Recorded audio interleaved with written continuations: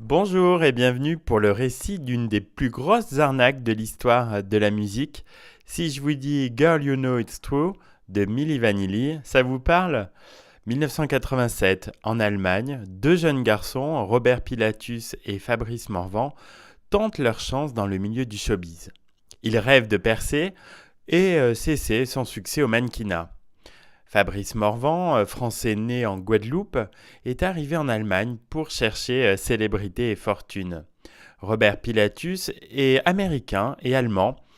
Il ne se sent pas bien dans son environnement et quitte le domicile familial à l'adolescence. Ils sont tous les deux noirs et se retrouvent rapidement meilleurs amis. Robert et Francis gagnent leur vie comme danseurs. Vu que le mannequinat ne marche pas, ils décident d'essayer la musique. Ils chantent dans les nightclubs de Munich. Frank Farian, l'un des producteurs allemands les plus en vue, il a produit notamment Boney M, les remarque et les invite à venir faire un test en studio. Le test n'est pas très concluant, car si Rob et Fab ont un excellent style, ils chantent beaucoup moins bien. C'est alors que Frank Farian a l'inspiration qui changera, si l'on peut dire, l'histoire de l'industrie musicale. Il vient juste de terminer une nouvelle chanson, Girl You Know It's True, mais les chanteurs qui l'interprètent sont relativement âgés et pas assez branchés pour une chaîne comme MTV. Il finit par dire à Rob et Fab qu'ils cherchent des acteurs et pas des chanteurs.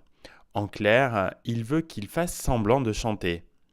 Ceux-ci commencent par refuser, mais Farian déniche rapidement leur point faible, l'argent. Les deux jeunes garçons signent le contrat sans avocat et sans manager. Ils ne lisent pas le contrat non plus. Impressionnés par la renommée de Farian, ils lui font confiance aveuglément. En réalité, ils ne sont que de jeunes garçons naïfs. L'aventure commence donc et en mai 1988, les Milli Vanilli attaquent la tournée des nightclubs en Europe et chantent Girl You Know It's True en playback des centaines de fois. Le résultat est instantané, le single se vend comme des petits pains. Il sera numéro 2 en France au top 50 et il décroche le Grammy Award de la meilleure révélation en 1989. La vie est belle pour les deux amis qui voient leur rêve de devenir des stars se réaliser. Mais la supercherie va finir par être révélée et rapidement ruiner la carrière de Fabrice et Robert. Les deux membres de Milli Vanilli sont accusés de playback par un rappeur nommé Charles Shaw. Il révèle qu'il est la vraie voix du groupe et que les deux artistes ne sont que des imposteurs. Le producteur finira par avouer la vérité. Milli Vanilli devient la risée du milieu musical et fait face au désenchantement des fans.